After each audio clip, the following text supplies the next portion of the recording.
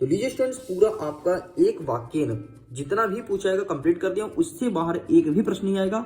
Guarantee के साथ कहता हूं, डंके की चोट पे कहता हूं। तुमने हिंदी पे भरोसा किया था ना, पूरा पूरा वही है जो मैं बताया था। इसके बाद आप कुछ नहीं पढ़ना है, बस इसी का रिवीजन कीजिए, एक बार और रिवीजन कर लीजिएगा, इन सही प्रश्न को अच्छे से रट लीजिएगा, देख लेना पूरा का पूरा यही प्रश्न आएगा, इसके बाहर से एक भी नहीं आएगा। ये वीडियो पसंद आए तो वीडियो को लाइक करिए, अपने दोस्तों के साथ शेयर कीजिए, पहली बार चैनल को सब्सक्राइब जरूर कीजिएगा।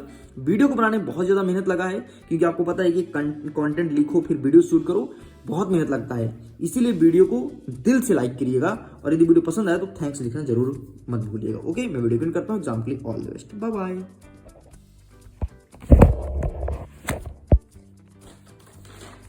मिडिल एजुकेशन के एक और धमाकेदार वीडियो में आपका स्वागत है। आप देख रहे हैं टॉपर सीरीज वर्ष 2024, जिसका उद्देश्य है आपको वार्षिक परीक्षा में टॉप कराना।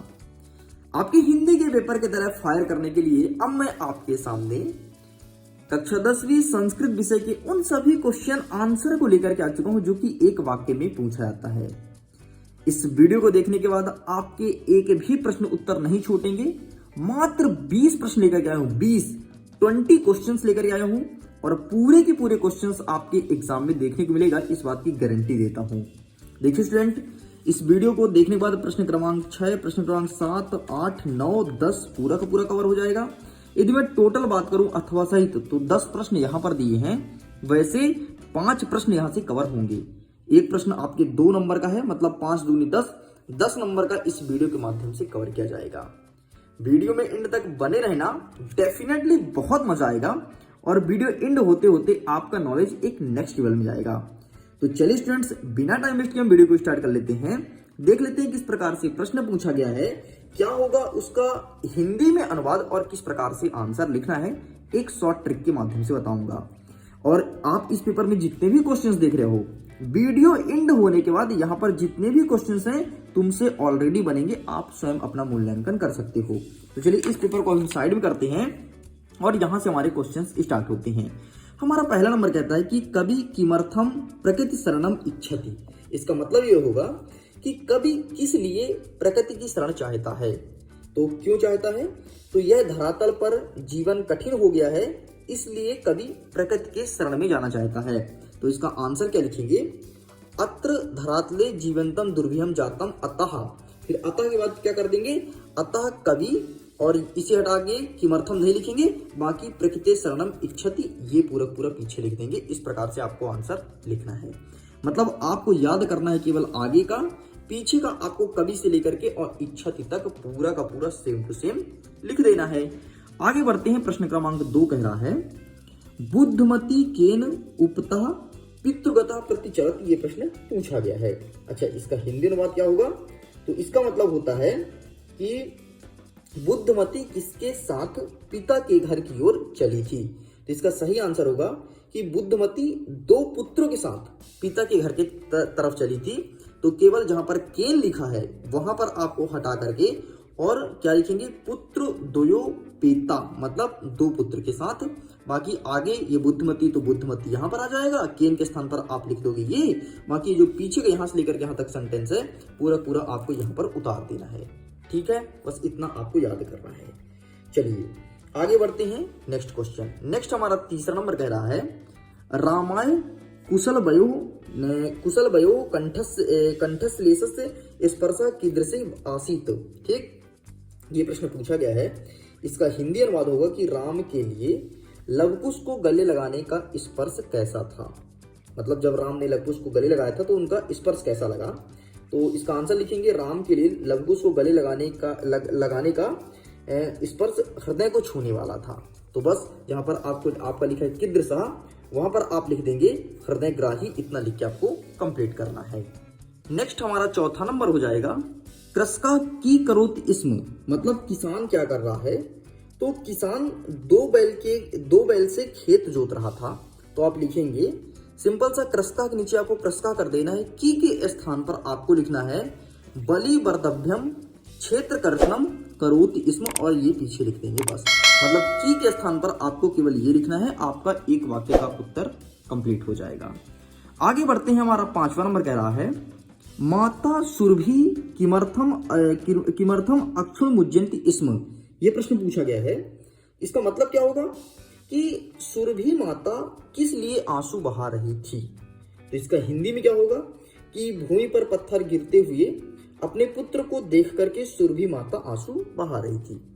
तो सुरभि माता किमर्थम, जहां पर आपका किमर्थम लिखा है वहां पर आपको लिख देना है भूमो पतिते स्वपुत्र दृष्टवा और अक्षुमुज्जन्ति, इसमें ये पूरा पीछे हो जाएगा और ये माता सुरभि है ये आपका आगे हो जाएगा। इस प्रकार से ये भी आंसर आपका कंप्लीट होता है।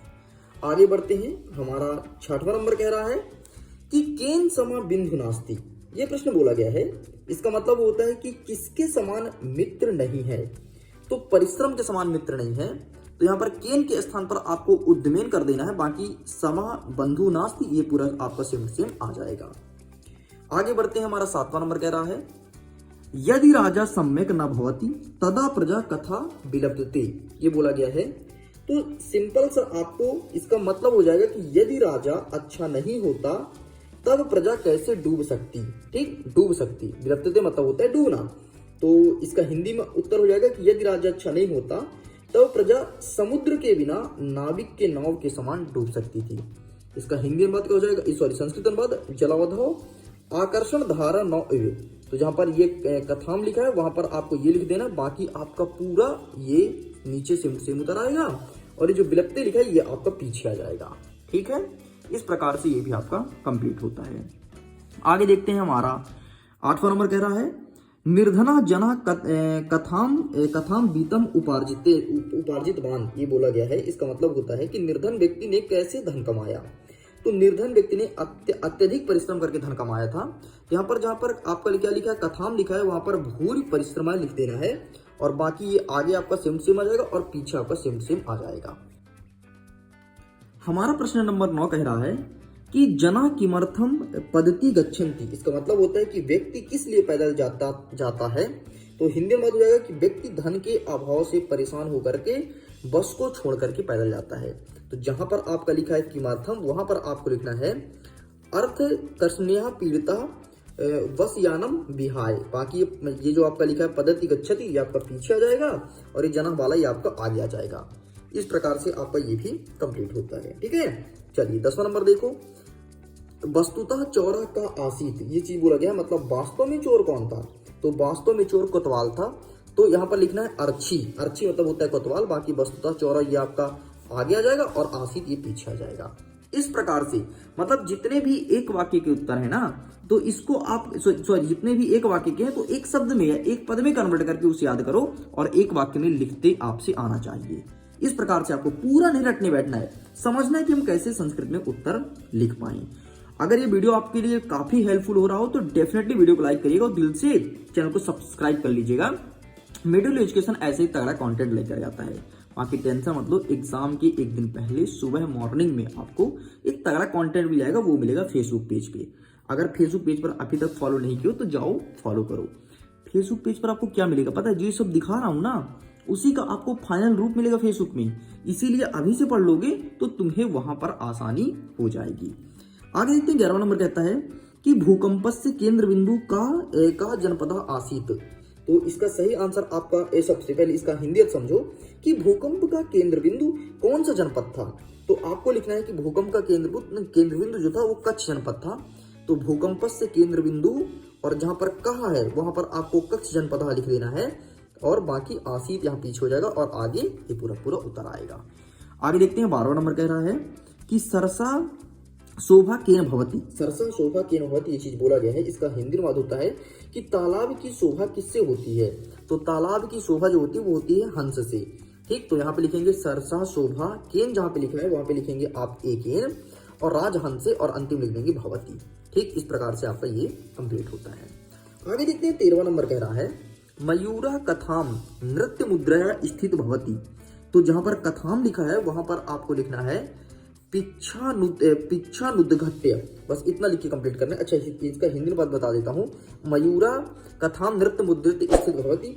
तो इसका हिंदी अनुवाद हो जाएगा कि मोर कैसे नृत्य की मुद्रा में स्थित होता है। तो मोर पंख को फैला करके नृत्य की मुद्रा में स्थित होता है, इसलिए आपको लिखना है पिच्छानुद्घट्य।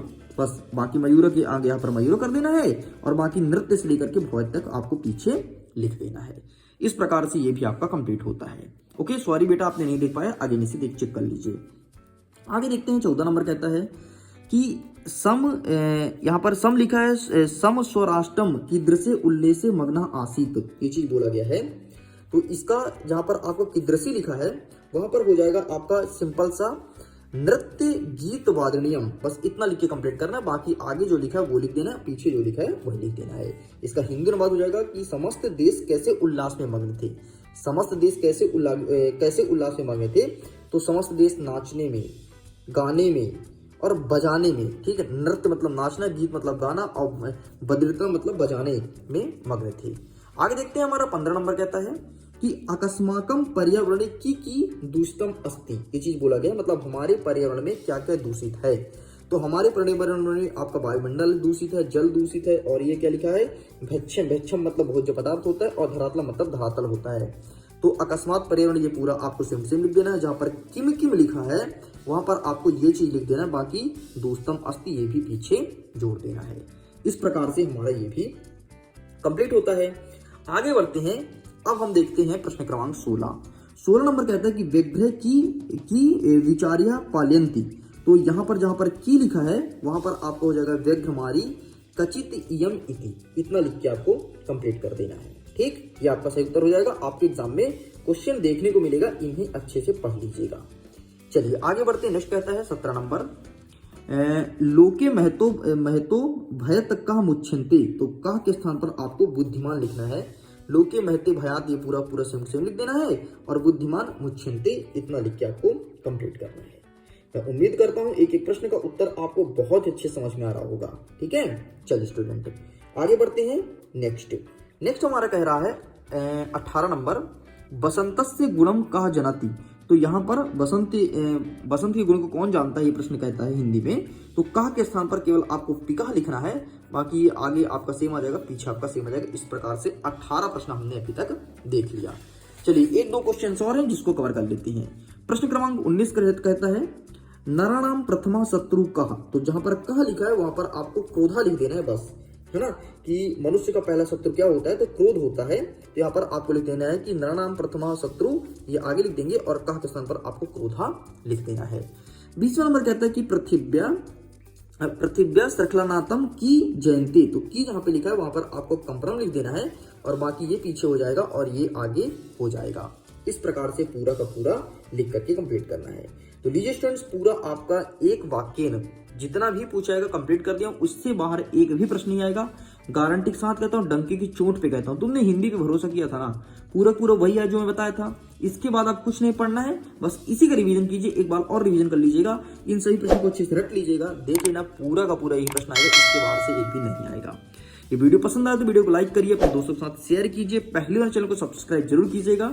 वीडियो को बनाने में बहुत ज्यादा मेहनत लगा है, क्योंकि आपको पता है कि कंटेंट लिखो फिर वीडियो शूट करो, बहुत मेहनत लगता है। इसीलिए वीडियो को दिल से लाइक करिएगा, और यदि वीडियो पसंद आए तो थैंक्स लिखना जरूर मत भूलिएगा। ओके, मैं वीडियो एंड करता हूँ। एग्जाम के लिए all the best, bye bye.